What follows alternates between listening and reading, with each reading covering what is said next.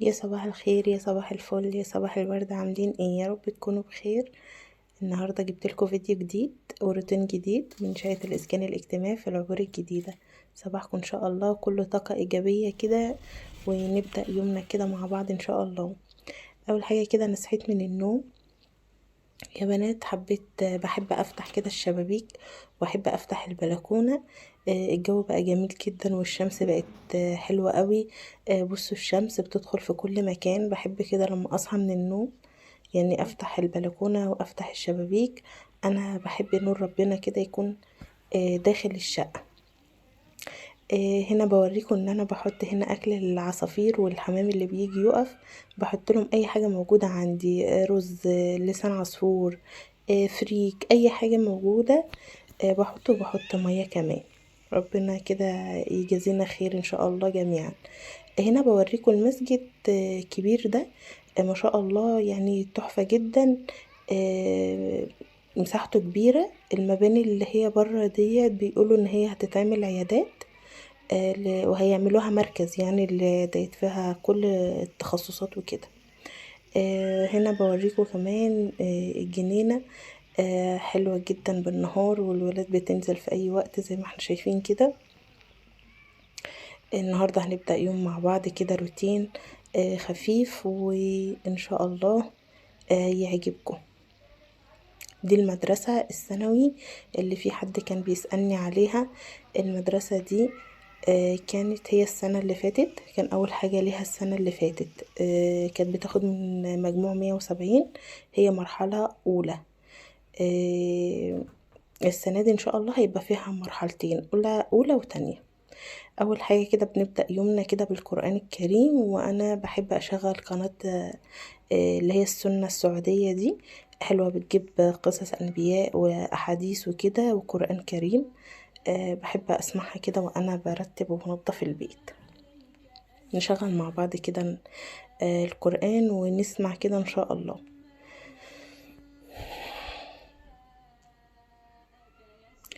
هنا بقى اول حاجة هنبدأ بيها، انا بوريكم هنا ان يعني انا الشقة نظيفة، بس عايزة شوية ترتيب كده ونكنس كده وننظف ونرتب الدنيا مكان الولاد ما بتبهدل الدنيا. اول حاجة كده هنبدأ بيها البلكونة. انا بحب اول حاجة ابدأ بيها البلكونة عشان هي اول حاجة بره يعني. عندي الحافظة دي يا بنات، يعني انا ما بحبش اللي بصراحة اللي هو بتاع النجيلة ده اللي بيتحط على الارض ده. انا ما بحبوش، بحس ان بيلم اتربه كتير جدا.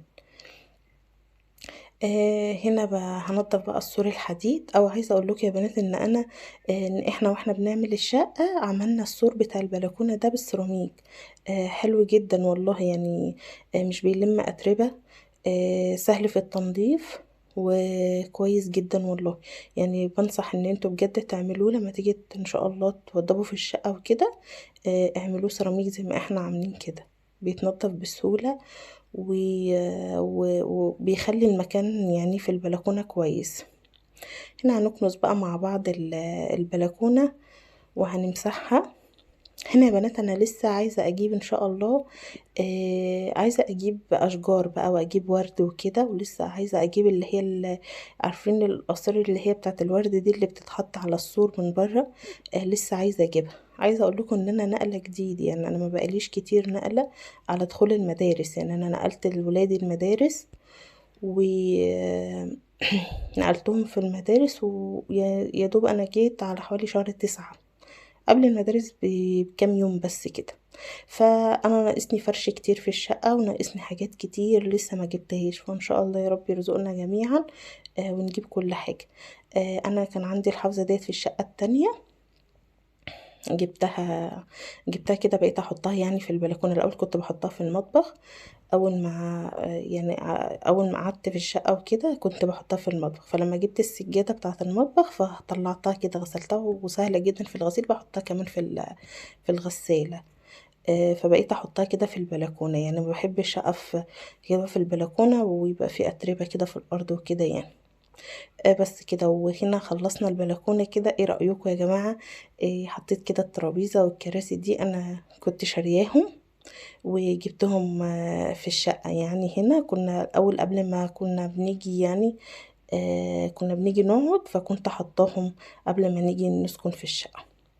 وكده خلصنا اول حاجة البلكونة الحمد لله. ندخل بقى على الصالة ونبتدي بقى نرتب مع بعض كده ايه. الصالة هي ما فيهاش شغل كتير يعني، بس ترتيب كده وتنظيف بسيط كده، لان انا كنت عاملة، وبصراحة انا يعني مش ببطل ان انا مثلا اشيل وامسح وانضف كده.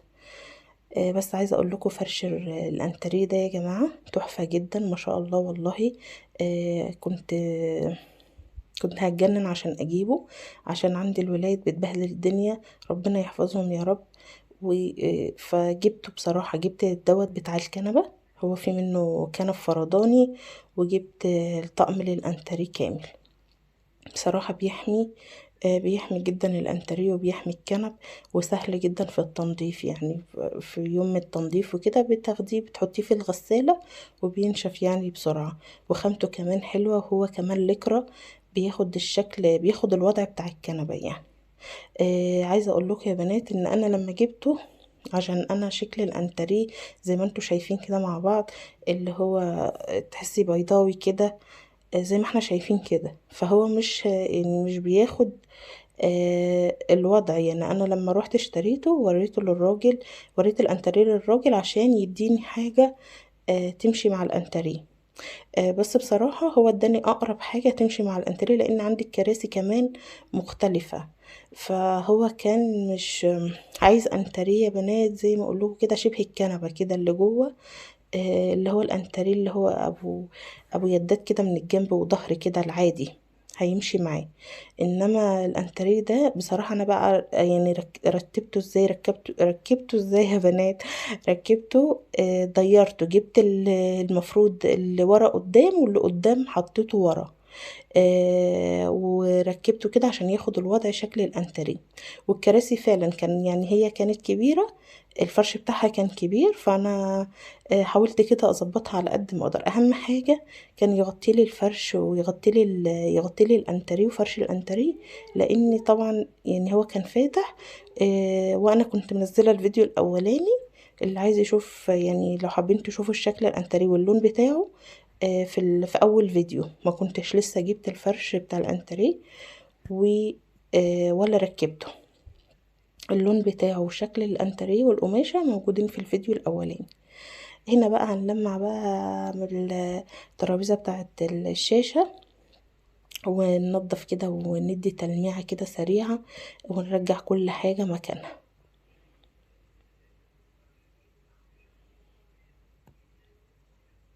عايزه اقول لكم ريحه النظافه يا بنات بتبقى حلوه جدا والله العظيم يعني. انا اهم حاجه ما يبقاش فيه تراب. اول باول كده دايما ايدينا تكون في البيت وننضف كده ونلمع ونكنس على طول، هتلاقي الدنيا كده ريحتها حلوة وفي طاقة ايجابية في البيت. ولما تيجي تنضفي، حتى لو تيجي تشيلي والسجاد وتنضفي، مش هتلاقي الموضوع متعب يعني. كده بقى انا خلصت الجزء كله، وكمان مسحت الحتت الفاضية ولمعت الدنيا وروقت الدنيا زي ما احنا شايفين كده مع بعض. هنا بقى انا خلصت الصالة يعني اكتر حاجة انا بحبها اللحظة بتاعت المعطر دي. بحب كده لما اخلص خالص كده اروح، انا بحب المعطر اللي هو العود ده يا بنات، تحفة، بتحس ان انتي مبخرة الشقة، وبيفضل ريحته كمان ثابتة. فبس كده هنا بقى بوريكم ان انا خلصت وكده. وبحب ارش المعطر، ترشيه على الفرش والستاير بيخلي الريحة ثابتة يعني. كده خلصنا الحمد لله الصالة وخلصنا البلكونة، وهنبدأ ان شاء الله. هندخل مع بعض دلوقتي المطبخ، وهنبدأ كمان ننظف المطبخ ونغسل المواعين، وكمان هنعمل الأكل مع بعض إن شاء الله.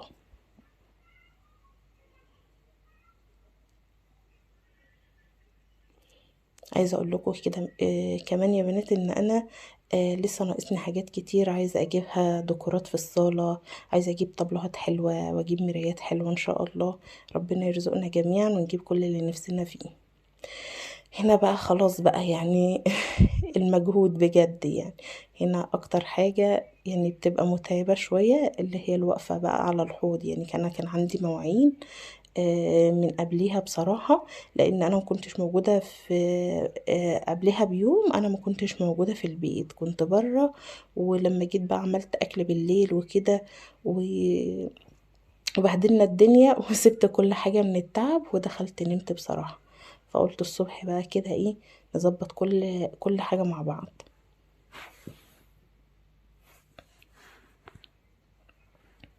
هنا بقى هنخلص المواعين. عايزة اقول لكم ان في بعض التعليقات جاتني اني بيسألوني على المطبخ متكلف كام وكده. المطبخ عايزة اقول لكم ان انا عاملة المطبخ دوت تقريبا من سنة. رمضان اللي فات، السنة اللي فاتت كنت يا دوب لسه مركبة المطبخ. المطبخ طبعا احنا الاسعار بتختلف عن سنة ورا التانية يعني. فانا المطبخ كلفته ساعتها يا بنات. عملت المطبخ وعملت القعدة بتاع البوتاجاز والقعدة التلاجة وقعدة الغسالة. عملتهم مع بعض يعني. عايزة اقول لكم ان المطبخ الالموتيل ده، ان الضلف بتاعته مش اللي هي الفبر دي اللي هي بتتكسر بسهولة، لا. المطبخ اللي هو والله مش متذكرة الاسم، الاكريدت حاجة زي كده، اللي هو بيتني مش بيتكسر ده يا بنات، عارفينه. انا بس متلخبطة بنسى ما بين الاسمين عشان قريبين من بعض وكده. فكان بيبقى غالي شوية، ما كانش رخيص يعني. انا بقول لكم كان المطبخ ده التقفيلة اللي هي تحت الحوض وفوق الحوض والناحية التانية. انا وريتهولكم، انا مصورة المطبخ في فيديو قبل ده. مصورة المطبخ كامل. اللي حابب برضو يتفرج عليه هيشوفه، ودلوقتي كمان هنشوفه مع بعض. كلفته حوالي 30,000 جنيه. بأمانة والله. بس ما شاء الله والله هو شغله كويس جدا. انا كنت عملته عند واحد عندنا في شبرا. وهو بصراحة شغله كويس ومضمون جدا، لاني انا متعاملة معاه كتير. كنت في الشقة التانية عامل لي شبابيك. عامل لي شباك الصالة وباب البلكونة. وكان عامل لي شغل كتير بصراحة في الشقة التانية وكده. فكان شغل مضمون، وعامل لنا كمان كذا حد في العيلة يعني. فعامل عنده شغل. فانا عشان مجرباه وكده كان شغله بصراحة نضيف، فانا عملت عنده. وبرضه ما كانش غالي يعني، هو ما كانش غالي عن بره او كده، هي دي الاسعار. بس هو عنده ضمير يعني بصراحة. فحبيت اعمل عنده المطبخ واجي بصراحة عمله وركبهولي رمضان اللي فات. انا جيت ركبت المطبخ في رمضان، بس انا جيت قعدت في الشقة في شهر 9 قبل دخول المدارس بكام يوم بس. فلما جيت بصراحة كان ناقصني زي ما قلت لكم حاجات كتير. حتى انا كمان لسه ما جبتش يعني الغرف، لسه ما جبتش غرف اطفال. ولا جبت اوضه النوم لسه بصراحة. يعني انا جبت من الشقة التانية. جبت بس السراير بتاعت الولاد، وجبت سراير من هناك. فرشت الاوض فرشة عادي كده بس، وان شاء الله هنشوفها مع بعض يعني في فيديو تاني بإذن الله. فقلنا واحدة واحدة يعني كده. نفرش الشقة وواحدة واحدة نجيب كل حاجة احنا عايزينها. بس احنا عارفين ان اهم حاجة لازم تكون كاملة متكاملة، اللي هو المطبخ. حتى انا ما كانش لسه كان متاح ان انا اجيب تلاجة جديدة. بصراحة جبت التلاجة بتاعتي اللي هي كانت في الشقة التانية. بس جبت هنا بوتاجاز. وجبت الغسالة. والرخام. عايزة اقول لكم ان الرخام ملوش علاقة بالمطبخ يعني. الرخام كان متكلف مبلغ لوحده. انا بكلمكم على الالموتال بس. الالموتال المطبخ الالموتال بس، والقعدات بتاعة الغسالة والتلاجة والبوتاجاز. هما دولت اللي كانوا متكلفين مع المطبخ. انما الرخام والحلة بتاعة الحوض دي حاجة لوحدها خالص يعني، كان حساب تاني خالص لوحده. بس بصراحة ده برضو من انضف الرخام، اللي هو الجلاكس الاسود ده. ده انضف واعلى حاجة في يعني في انواع الرخام. برضو من عند حد مضمون بصراحة، وجي يركبه حد كويس جدا يعني. متعاملين معاه قبل كده كتير بصراحة كمان. بس يا بنات، فعايزه اقول لكم كان في برضو تعليقات، كان في حد بيسالني ان الوحدات الثابته، الوحده الثابته اللي هي في المطبخ اللي في الجناب دي، اللي هي بتاعه التقفيله اللي تحت الحوض، والمطبخ اللي جنب البوتاجاز الناحيه التانية، فبتسالني يعني بتقولي انتي مستغلياهم ازاي وكده. عايزه اقول لحضرتك ان انا مستغلياهم بالعكس، واخدين حاجات كتير جدا والله من جوه.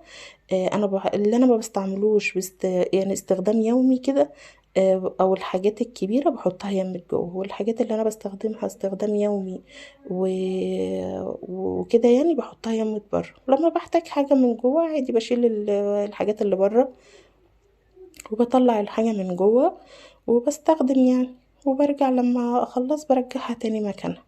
فلا بصراحة يعني أنا واخدة حاجات كتير جدا، يعني مش شرط ان هي ثابتة فهي ميتة، او مثلا مش ملهاش استخدام او كده، لا لا لا بالعكس، يعني هي بتاخد حاجات كتير لان عميقة من جوه كمان يعني. بس كان في ايه تاني تعليقات، حد سألني تاني عن المطبخ يعني. اي سؤال اي استفسار حابين تسألوا يعني اكتبوا لي في الكومنت وانا هرد عليكم ان شاء الله. بس عايزه اقول لكم المطبقيه بتاعه المطبخ انا ما عملتش فيها مطبقيه بصراحه، انا ما بحبش موضوع المطبقيه ده تكون داخل المطبخ. لا انا عملت رفين، انا هوريكم كل حاجه دلوقتي ان شاء الله. اخلص بس المواعين وهنشوف مع بعض المطبخ من جوه. عايزه اقول لكم ان الرفين بجد بجد يعني احسن، كان احسن في استخدام كمان ومساحة عن المطبقية اللي بتبقى داخل المطبخ دي، بصراحة ما حبيتهاش. فعاملة انا رفين، رف كده، رف للاطباق، ورف لل... للكوبايات وكده، بتاخد حاجات كتير جدا. لكن المطبقية مهما هتحطي عدد معين، مش هتاخد كل الحاجات، وهي اصلا بتاخد مساحة من جوه على الفاضي. هنا عايزه اقول لكم ان انا كنت عامله صينيه الكيكه، انا كنت حاطه لها فيديو شورتس كده صغير. جيت بالليل كده وانا قاعده الولاد عايزين كيكه، عملت لهم صينيه كيكه، فكانت الصينيه لسه موجوده. الصينيه دي حلوه جدا يا ولاد، يا بنات، انا كنت جايباها من الدهان، مقاسها كبير والله، بتنفع بقى في العزايم وكده. صينيه مكرونه اي حاجه بتوفر في الحاجات يعني، ما يخليكيش تعملي كذا صينية، هي صينية واحدة وكويسة بتدخل الفرن. هنا بقى جينا لمرحلة البوتاجاز.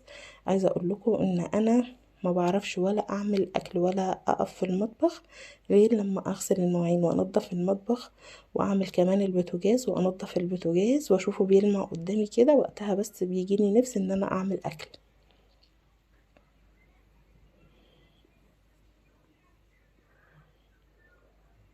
نغسل بقى ادوات البوتاجاز كده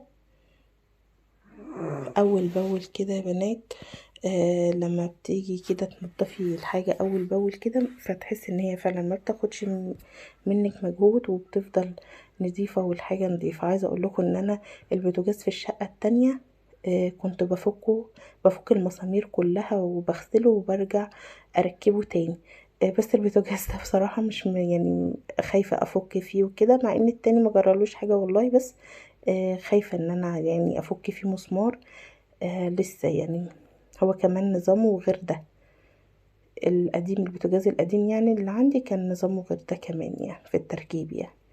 بس هنا خلصت بقى الحمد لله البوتاجاز، وخلصنا المواعين، وكمان نضفنا الحوض ونضفنا كل حاجة كده، بصوا. وخلصنا كده، وكمان كنسنا المطبخ. انا المطبخ عندي نضيف ما فيهوش حاجة يعني، لان انا دايما انا بشيل وبمسح باستمرار يعني، فمش بخلي بصراحة حاجة. هنا كمان هنعطر المطبخ كده عشان يبقى ريحته حلوة واحنا واقفين كده، ويخلي نفسنا تتفتح كده واحنا بنعمل الاكل.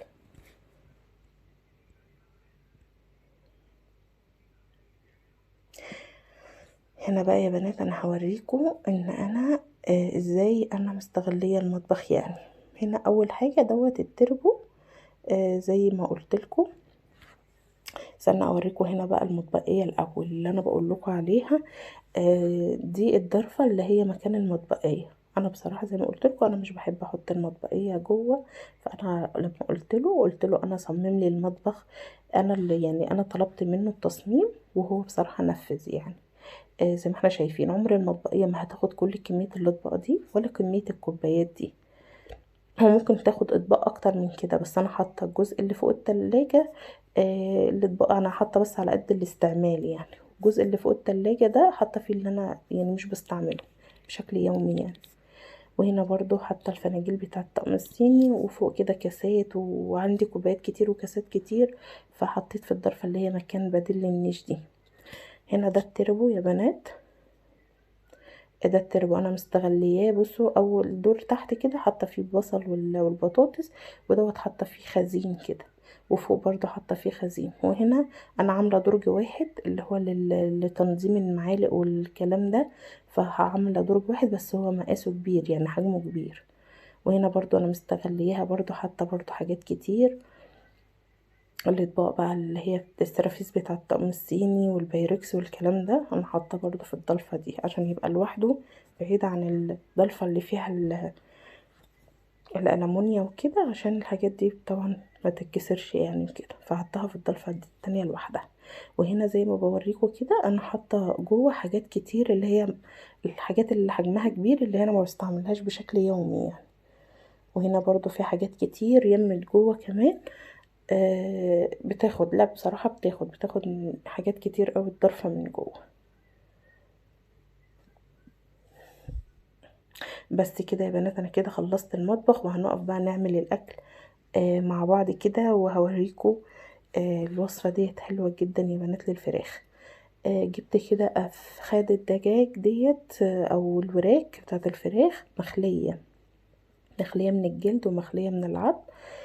هي نظيفة بس انا هشيل اي زيادة فيها، وهنضفها كده وهنعمل لها احط لها ملح وخل وليمون. هي نظيفة يعني هي ما فيهاش حاجة.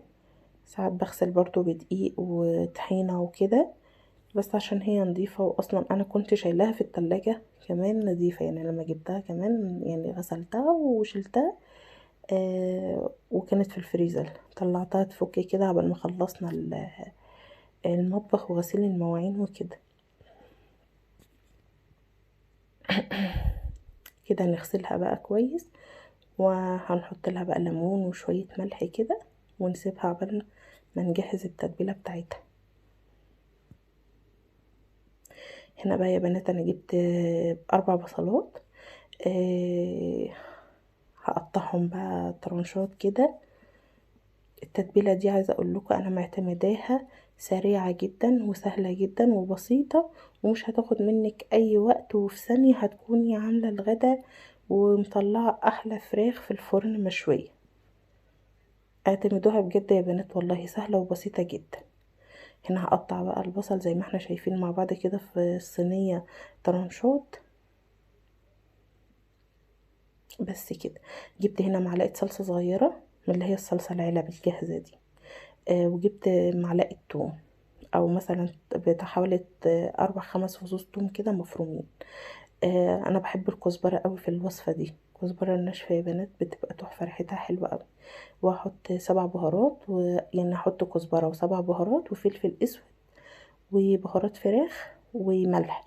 لو مفيش بهارات فراخ حطي مكعب من اللي هو بتاع المرقة ده بتاع الفراخ ده.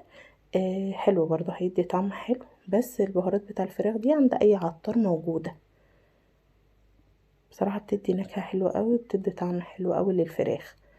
هتحطي بقى ملح، على طبعا على حسب الكمية يعني، ما تكتريش ملح، لان بهارات الفراخ دي يا بنات بيبقى يعني فيها ملح كتير، تحسيها اصلا هي مملحة، فلما تيجي تحط ملح ما تحطوش ملح كتير. بس بقى هنا هحط معلقة زبادي، وهحط كمان شوية زيت. طبعا الزيت على حسب الكمية يعني، بتاع مثلا ربع كوباية كده من الزيت، كوباية تكون صغيرة يعني. كل حاجة طبعا على حسب الكمية اللي احنا بنعملها. هقلب بقى كل المكونات دي كده مع بعض، هدوبها بقى كلها مع بعض كده، وهحط معلقه زبادي. عايزه اقول لكم معلقه الزبادي بتطري الفراخ، ما بتخليهاش تنشف في الفرن. بتفضل يعني الفراخ طريه وحلوه جدا. يعني هي مش بتدي نكهه، يعني مش بتدي طعم في الفراخ، بس هي بتخلي الفراخ طريه يعني. بس كده، هي دي التتبيله. بصوا سهله وبسيطه جدا، واعتمدوها بجد وجربوها، هتعجبكم والله. هنا بقى بعد ما يعني تبلنا الفراخ، انا بصراحة عشان مستعجلة فهعملها في نفس اليوم، لكن انت ممكن تعمليها وتحطيها في التلاجة لتاني يوم عادي. لو انت مش مستعجلة هتاخد برضو منك، انها تبقى نكهتها حلوة وطعمها حلو كده.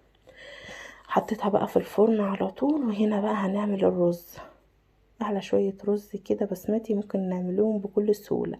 جبت معلقة سمنة بلدي وجبت معلقة زيت وحطيتهم في الحلة وسبتهم لما يسخنوا، وبعدين نزلت عليهم بصلاية مفرومة، وهسيبها لما البصلاية كده تاخد اللون الاصفر ده. عايزة اقول لكم البهارات دي يا بنات تحفة جدا، بتاعة الرز البسمتي من عند العطار عادي. بس انا بصراحة العطار اللي انا بتعامل معاه هو بيظبطها لي. هو بيحط لي فيها القرفة، ويحط لي فيها اللومي، ويحط لي فيها ورق لورا، ويحط لي فيها قرنفل وحبهان. والزعتر اللي هو اسمه ايه، لا مش زعتر يا بنات، اللي هو الاصفر ده اسمه ايه، زعفران. هو بيحط بقى فيها بصراحة كل حاجة، مش قادرة اقول لكم، بيخليها تحفة جدا. انتي ممكن تعمليها في البيت، تجيبي الخلطة بتاعة الرز من عند اي عطار، وانتي تحطي بقى القرفة واللومي والقرنفل والكلام ده.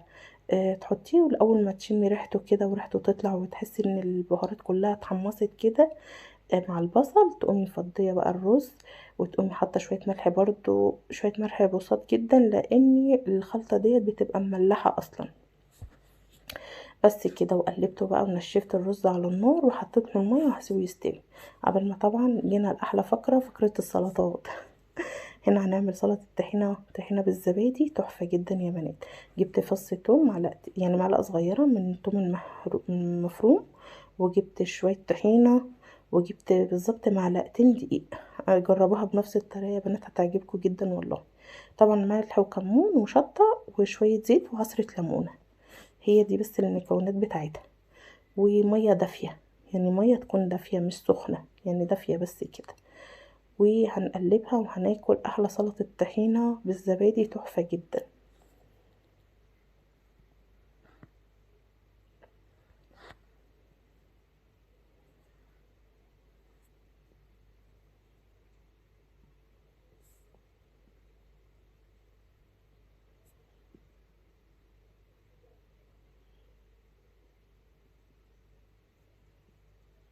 بس كده هندوبها بقى كلها ببعضها. بصوا تقلت وبقت تحفة ازاي. جربوها بالطريقة دي. هنا بقى هنعمل احلى سلطة خضراء كده. انا بحب السلطة الخضراء جدا يا بنات، بحب احط فيها كل الالوان بتاعة الخضار، بتبقى تحفة. وهنا الفراخ بقى طلعت من الفرن. بصوا شكلها عامل ازاي، تحفة جدا، وطعمها وريحتها بجد حلوة قوي. جربوها، سريعة وسهلة وبسيطة وهتعجبكم ان شاء الله. هنحط بقى مع بعض الغدا، وهنشوف مع بعض. وده كان غدانا بقى النهاردة. يا رب الفيديو يعجبكم، واي استفسار ان شاء الله في الكومنت وانا هرد عليكم. وكده وصلنا بقى لاخر الفيديو. يا رب الفيديو يعجبكم. ودوت كان غدانا النهاردة.